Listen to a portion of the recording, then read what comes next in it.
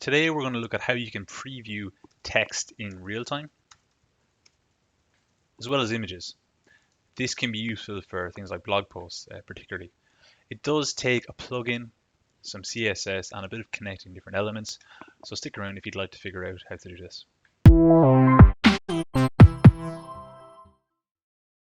We're going to start off by just looking at our real-time text preview, and let's go through the elements we need in order to get that working. We have two key elements. We have our multi-line input box here. You can see I have a placeholder of what's happening. And then where the text is going to come out is in this text element here. You can see it's blank at the moment. Now, what we're going to need to do in order to make this work is install a plugin. And the plugin we need is this Instant Text plugin from AirDev. So it's a free plugin. If you haven't installed it, you can click on Add Plugins, search for Instant Text, and then install it. But a really nice plugin by AirDev. Once that's installed, you should see this option for live text under your visual elements. Put that somewhere on your page. It's not going to show up on the page, but it is important to have it there. The next thing we need to do is go into our settings tab and ensure that under general, that this checkbox here under expose the option to add an i3 attribute HTML elements, that's ticked. It's not going to work unless you tick that option. Once that is ticked, what we're going to find is that we have the option under our various elements to add in an ID attribute.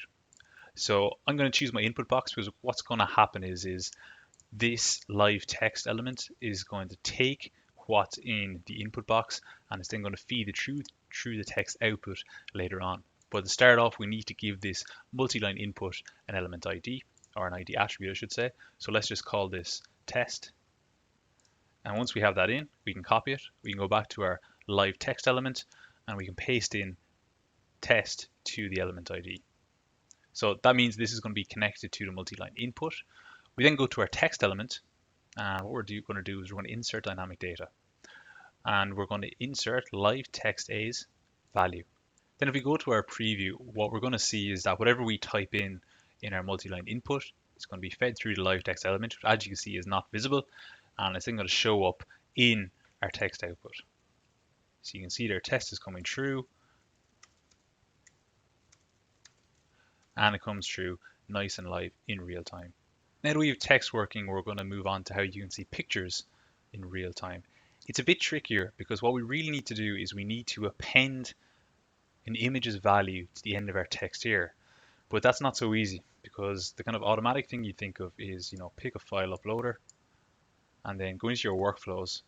And once the value of the file uploader is changed, you'd ideally like to append the image's value to the text, but that's not possible. Unfortunately, there's nothing here you can do to change the value of what's going into the multi-line input. But what we can do is we can create a custom state. So if we go back to our input and we create a custom state here. So let's just call this state name text. And let's give it a state type of text. And let's create that. So what we're going to do is every time we make a change to the multi-line input, we're going to update this custom state.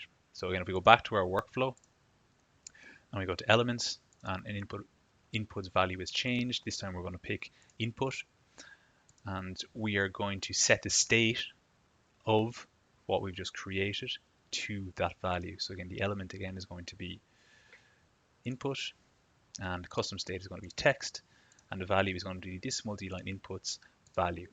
So this means that every time we update our text in the multi-line input, the custom state is going to be reset to this. Why this is good is because it now means that once we change file uploader A's value, we can't change what's in the text box at the moment, but we can change the custom state. So when file uploader A's value is changed, we're going to go to element actions. We're going to go to set state. The element is going to be input. The custom state is going to be text, and the value is going to be the current value of input. And then we're going to append the value of the image. And it's going to be this file uploader's value.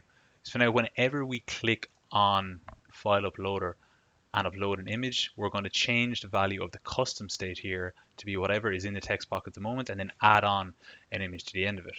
Now, the problem we now have is that the image is not going to be shown straight away. So maybe just a quick preview is a good thing to do at this stage. We just let that refresh. We'll say this is a test, and we're going to take our image. And what you should see is that nothing is really going to happen. You know, we've now appended this image's value to the custom state, but the custom state's value isn't showing in this text box. So what we're now going to do is we're going to go back into our workflow, and we say when file uploader A's value is changed, we're going to reset the value, the reset date, I should say, of group thread input, which is the group that contains the multi-line input. And we're going to go back to our editor, and we're going to set initial content here as input is text, which is that custom state, and then just its current value. So this means that once we upload a picture, it's going to reset the content here to nothing, and then put back in initial content, which is going to be inputs text, which is that custom state that we've kept updated. Now, to get that last step, we might just preview again to highlight this, because what I expect to happen here is once we put in some text, we can upload an image, and we should see this go blank essentially. And sure enough, you can see that what we're seeing there is the initial content is text, and it also has the image there, and that's coming true. So making progress. The image's value is in there, but obviously that's not really what we want. What we want is the actual image itself. So what we're going to do now is work out how to transform this into an actual image. So let's go back to our bubble editor and go back into our workflows. And what we're going to do is we're going to change this workflow here. At the moment, whenever we upload a file to file uploader, we're simply appending that to the custom state's value. We're going to change that slightly. So instead of appending file uploader A's value, what we're actually going to append is some arbitrary text. And in arbitrary text, you have this option to put in whatever you want. And what we're actually going to do is we're going to type in bracket, img, close bracket. Then we're going to insert this file uploader's value. And we're going to finish this statement off by, again, doing bracket, img with the /. And what this is going to do is it's going to tell Bubble that rather than just uploading the URL to the live text and seeing it come out in the text output, we actually want this to be recognized as bbcode, and this will let Bubble know that this is actually an image. So let's test that out again. If we go back into our dashboard and click refresh, and we will see if that works. And let's upload a GIF this time. A couple of different images here in our folder. So let's do this. Hopefully it will indeed be a great success. You see that's loading. And one thing I should have noted earlier is that when you upload values like this, you actually need to press return just to make it show. And sure enough, you can see it's coming in like that. So that's really good. I do want to upload the original piece, or the original image again, I should say, because I think we might run into a bit of an issue around sizing for particularly large images. So let's put that in.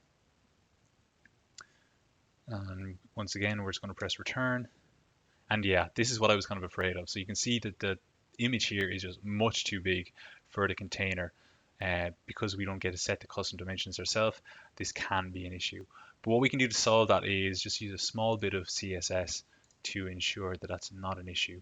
So we're going to go back into our editor. We're going to click HTML. We can put this anywhere on the page. We're just going to put in this snippet of code, which I copied earlier. And what it's basically doing is it's making sure that the image is not going to go beyond its container. So let's just do that one more time and upload that image. Click to upload a file, and we're going to pick the exact same image as last time, and hopefully this time it's going to be contained within the container here. We can see that's come true. Click return, and yeah, you can see this time now it's contained within the borders of the overall container, which is exactly what we want. So that is how you can preview text in real time and also images. Hope this was helpful. If you did enjoy this tutorial, we'd really appreciate if you give the video a like and also subscribe to the channel.